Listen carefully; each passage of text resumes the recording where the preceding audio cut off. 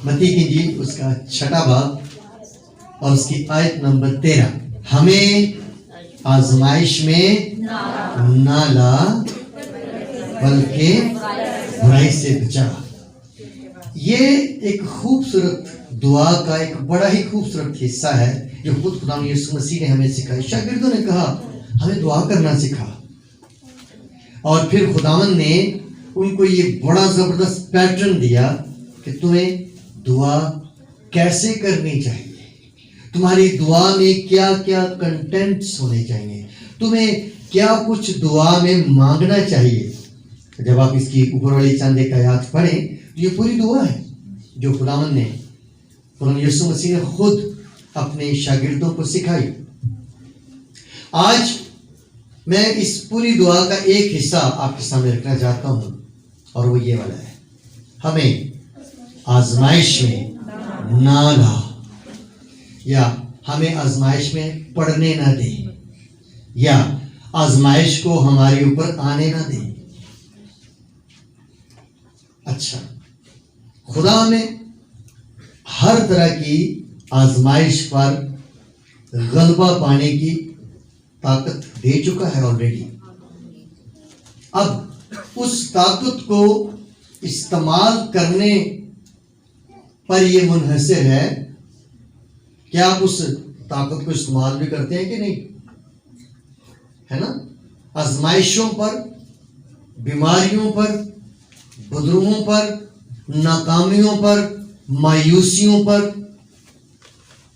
इसमें आपकी जितनी भी प्रॉब्लम्स उनको भी शामिल करने, मैंने चंद एक नाम लिए हैं, इन सब पर गालिब आने के लिए खुदावंद यीशु मसीह ने हमें ऑलरेडी नुस्खा बता दिया हुआ है, तरीका बता दिया हुआ है। हमें सिर्फ उस हथियार को या उस मास्टर की को इस्तेमाल करना है। ये ऐसे ही है जैसे जंग में कोई शख्स लड़ने जाए और अपनी बंदूक इस्तेमाल ना करे कि मैं क्यों गोलियां जाया करूंगा, और वो जब जंग करने जाएगा अपनी गोलियां सेव करेगा, अपनी बुलेट्स, बंदूक की गोली जाया करेगा, करने से रोकेगा कि कहीं मैं गोली चलाऊंगा तो जाया ना हो जाए, तो किसी की गोली इसे लगेगी और ये खुद ही खर्च हो जाएगा। इसका मतलब क्या हुआ, जब आपके पास हथियार है, जब आपके पास खुदा ने आपको तरीका बता दिया है, लड़ने का तरीका बता दिया है, गालिब आने का तरीका बता दिया है, तो लाजिम है कि आप उसे इस्तेमाल करें। खुदा ने आपको हथियार दिया है, अब उस हथियार को इस्तेमाल करें। जी, आपको कोई बहुत प्यारी खूबसूरत छतरी दे दे और आप उसको बारिश में इसलिए ना निकालें कि कहीं गीली ना हो जाए, तो फिर तो कसूर आपका है। आपने अपने दिए हुए उन हथियारों को जो खुदा आपको अता करता है, रूहानी हथियार जो आजमाइशों पर गालिब आने के लिए खुदावन ने आपको अता कर रखे हैं, आप उनको जरूर इस्तेमाल करें। आजमाइशें हर शख्स पर आ सकती है, किसी भी उम्र में आ सकती है, किसी भी वक्त आ सकती है। आजमाइश पर गालिब आना एक जबरदस्त बात है। आजमाइश में फंस जाना और हार जाना एक खतरनाक बात है। क्या करना चाहिए, हमें गालिब आना चाहिए, हमें आजमाइश में ना ला। इसका मतलब वो खुदा नहीं लाता, लेकिन ये कहने का मतलब है कि खुदा आजमाइश को हमारे ऊपर ना ही आने दे, हमें इस आजमाइश से तो बचा के रख। तरह तरह की आजमाइशें नौजवानी में, नौजवानों को तरह तरह की आजमाइशें घेरे रहती हैं, तो हमें उन तमाम तर आजमाइशों पर गालिब आना है, उन पर फतह पानी है। अपने घर वालों से बगावत करने की आजमाइश आ जाती है। मेरे खानदान वाले ऐसे करते हैं, नहीं मैं ऐसे करूंगा, तो फिर क्या होता है, फिर गड़बड़ हो जाती है। जब आपके अंदर बगावत क्यों आ जाती है, दरअसल आप आजमाइश को आने दे रहे हो, ठीक है ना। कुछ बच्चे कहते हैं हमारा रिश्ता यही होना चाहिए, वालिदैन कहते हैं नहीं बेटा ये आपके लिए मुनासिब नहीं है, लेकिन वो कहते हैं नहीं ये होना चाहिए। ये आजमाइश है। और बाद में जब बहुत देर बाद रिजल्ट निकलता है तो फिर ना आगे जोगे ना पीछे जोगे, फिर वो फंस चुके होते। इस वास्ते अपनी नौजवानी की आजमाइशों पर गालिब बुढ़ापे में भी आ सकती है।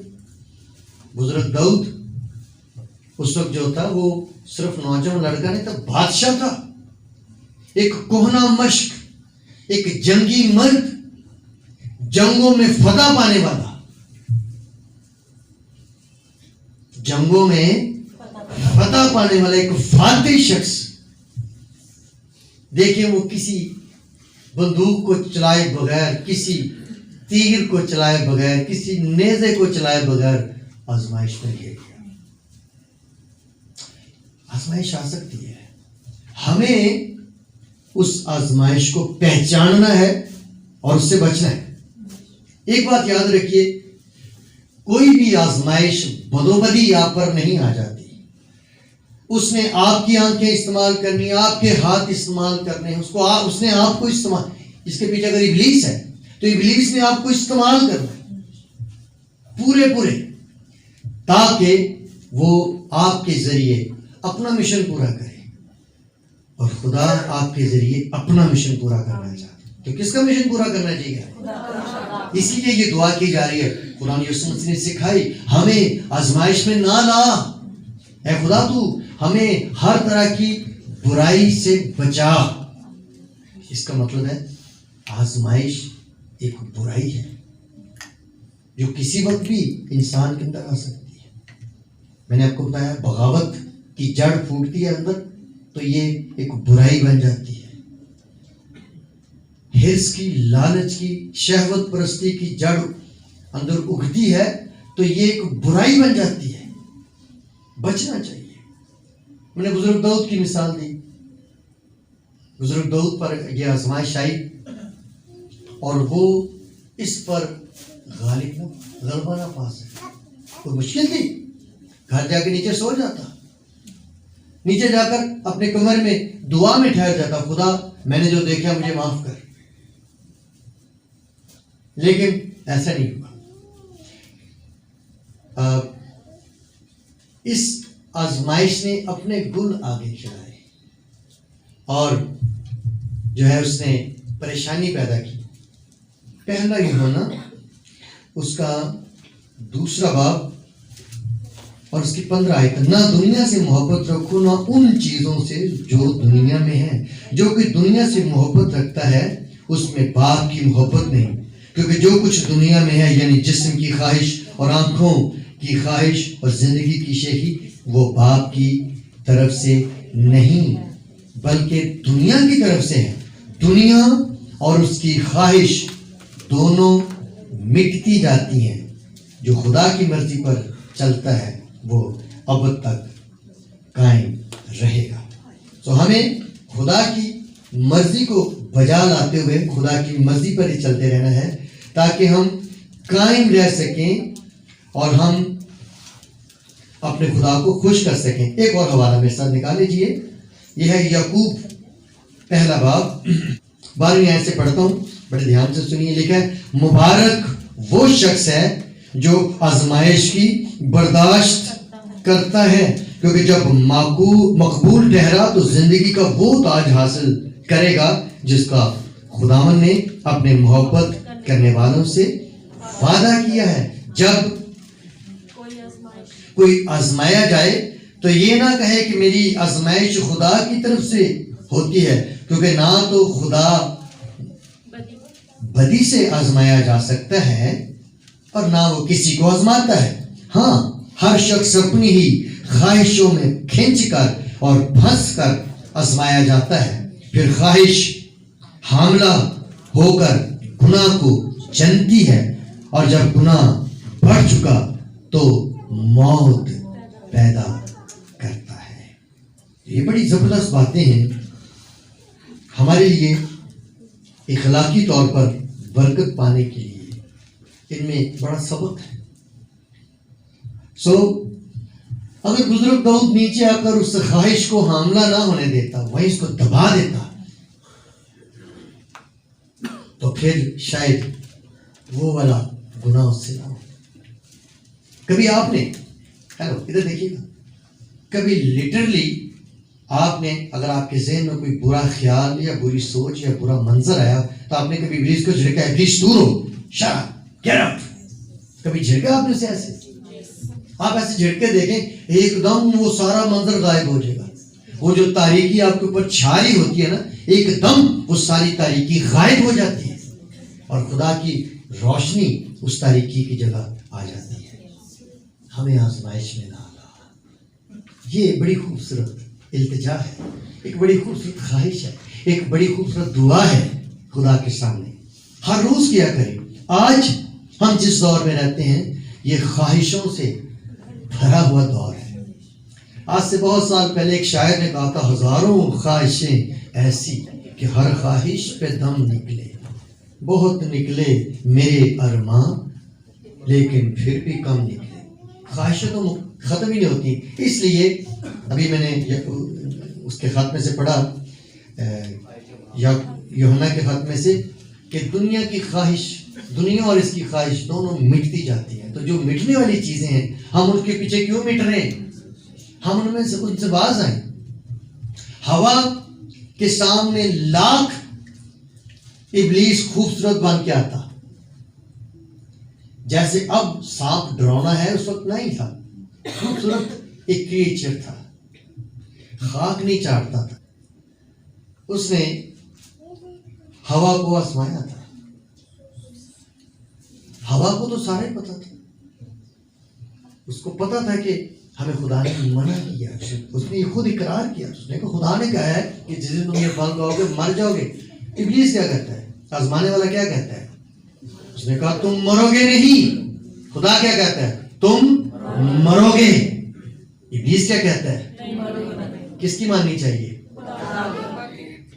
हवा ने किसकी मानी? तुम नहीं मरोगे, फल खा लो। फल खाया, क्या हुआ? मर गए। मर गए। मौत का मतलब है जुदाई। उससे वो खुदा से जुदा हो गए और फिर जिस्मानी मौत भी उनको देखनी पड़ी।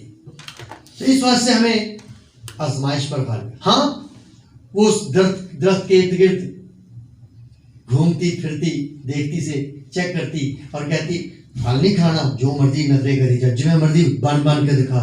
क्यों?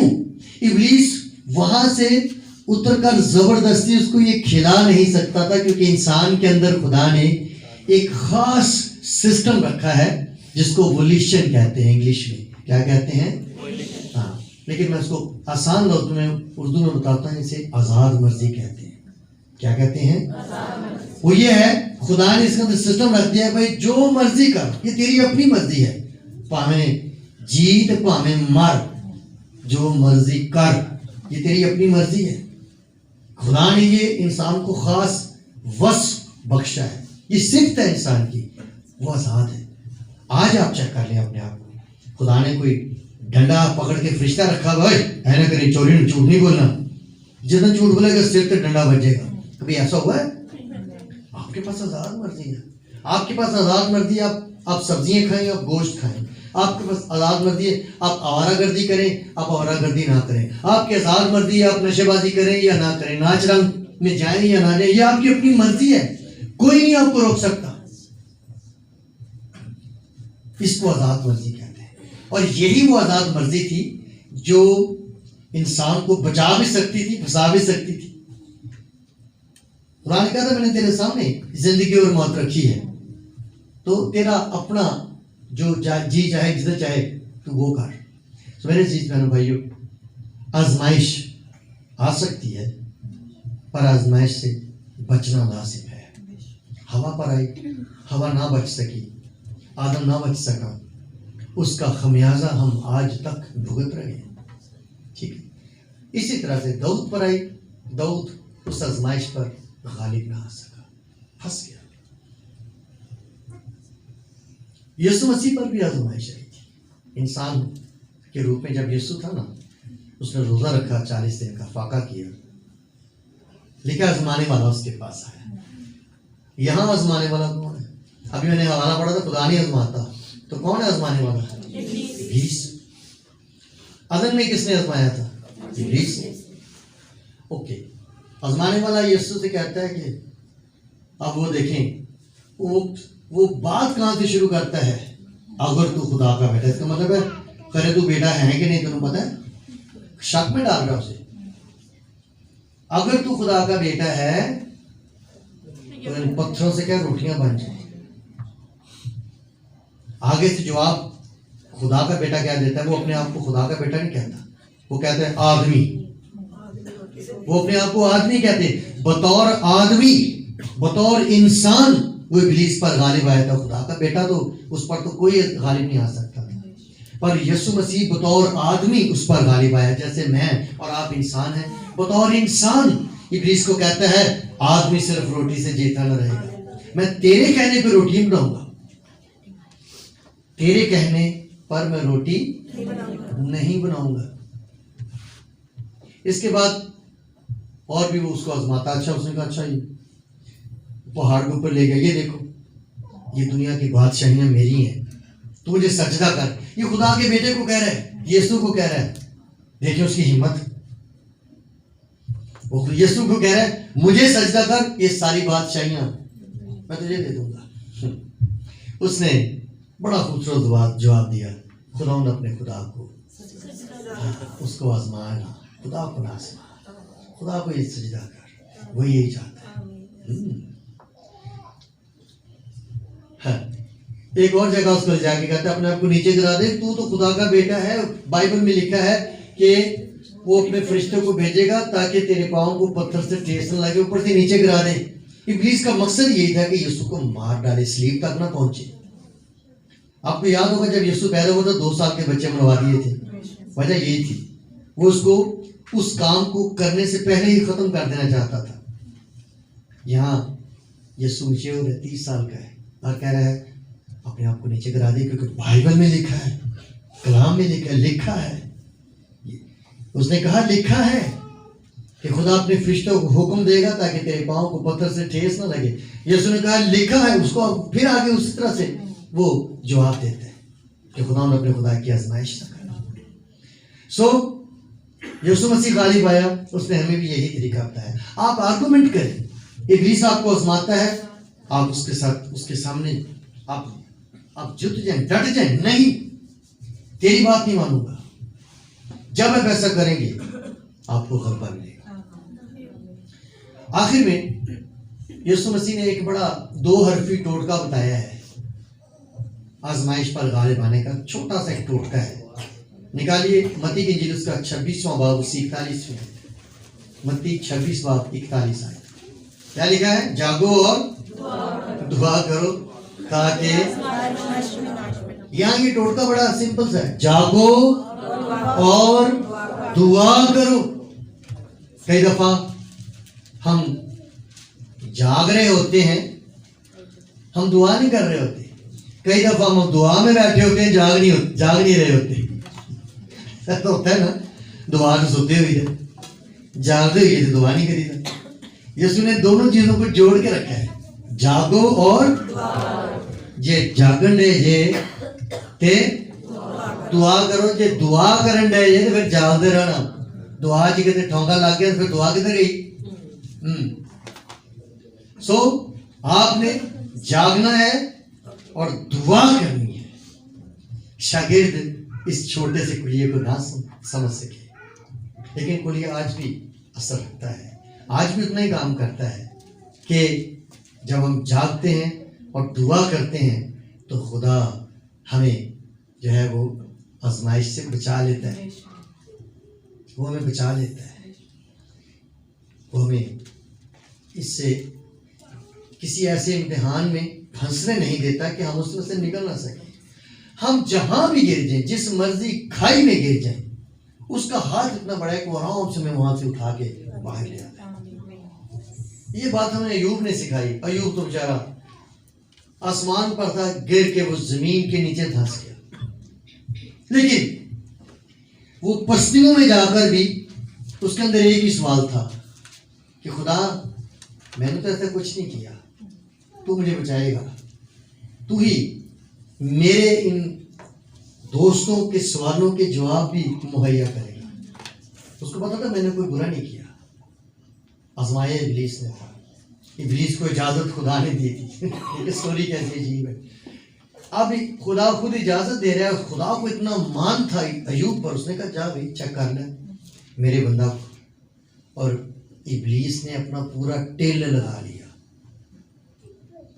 ऐसे ही है, लोग यहाँ छोटा सा नुकसान हो जाए ना, खुदा को छोड़ देते हैं, खुदा को ताने देने शुरू कर देते हैं। किसी को कोई मर जाता है, खुदा कहता है मैंने अब चर्च नहीं जाना, खुदा ने मेरे फलाने को क्यों मार दिया। कहते हैं लोग, खुदा से आडा लगा लेते हैं। भाई खुदा से झगड़ कर आप क्या कर लेंगे, खुदा का उसका क्या बिगाड़ लेंगे, कुछ भी नहीं। तो फिर क्या करना चाहिए, जब भी जहां भी गिर जाएं, बस्ती में चले जाएं, सिर्फ अपने खुदा पर यकीन रखें कि एक दिन मुझे खुदा यहां से निकालेगा। बस इतनी सी बात है। डैनियल को पता था मेरा खुदा मुझे शेरों से बचा लेगा, बचाया। सदरक मिस्र का बंधु को पता था कि हमारा खुदा हमें इस आग से बचा लेगा, बचाया। इसी तरह से खुदा आपको बचा लेगा जब आप उस पर ध्यान लगाए रखेंगे। बेशक आप आजमाइश में पड़ गए, आप पर कड़ा वक्त आ गया, मुश्किल वक्त आ गया, जिन पर आपको बड़ा भरोसा था वो नहीं मिल सके, छोड़ गए आप, खुदा साथ ही है। बड़ा प्यारा वादा खुदा ने 91 ज़बूर ने 91 ज़बूर, मैं मुसीबत में उसके साथ रहूंगा, मैं मुसीबत में। आप मुसीबत में है कि नहीं? अगर आप मुसीबत नहीं है तो बड़े अच्छी बात है, लेकिन दुनिया के अक्सर लोग आज मुसीबत में है, मुसीबत में है। किसी को फ्रोल के देखें, आप उसको, आप जरा सा उसको चेक तो करें, किसी दुखती रात पे हाथ रखें, एकदम वो फट पड़ेगा, अपनी सारी दुख दर्द आपके सामने खोलना शुरू कर देगा, है कि नहीं ऐसा? पर एक बात है, इन सारी मुसीबतों में एक शख्स ने वादा किया, एक हस्ती ने वादा किया, और बाइबल में लिखा है कि खुदा ने वादा किया, मैं मुसीबत में उसके साथ। किसके? वही शख्स जो खुदा पर भरोसा रखता है, खुदा पर यकीन रखता है, जाग रहा है, दुआ कर रहा है, खुदा से मदद मांग रहा है, और खुदा उसकी मदद करने के लिए उसके साथ ही है, साथ है। मुसीबत भी है, मुसीबत में उसके साथ रहूंगा। मुसीबत ये नहीं कहता कि मुसीबत नहीं आने दूंगा, मुसीबत आएगी, मैं मुसीबत में उसके साथ हूंगा, मैं तूफान में उसके साथ हूंगा, मैं बीमारी में उसके साथ हूंगा। अब कुछ भी लगा ले, मुसीबत में वो आपके साथ होता है, और जब वक्त आता है फिर वो आपको मुसीबत में से निकाल के उठा खड़ा करता है। ये उसकी खूबी है। मुसीबतें ना भेजने का या ना आने का उसने कुछ नहीं कहा कि गारंटी नहीं, मुसीबतें आएंगी बतौर इंसान, पर मुसीबत में वो हमारे साथ है। मुसीबत को इजाजत नहीं कि वो आपको मार डाले, आपको कुचल डाले, आपको खत्म कर डाले। बस मुसीबत ने अपना काम करना है और बचाने वाले ने अपना काम करना। आमीन। सो खुदा आपको संभाले, खुदा आपको बरकत दे, और आपकी सारी आजमाइशों पर आपको गलबा अता करे। आमीन।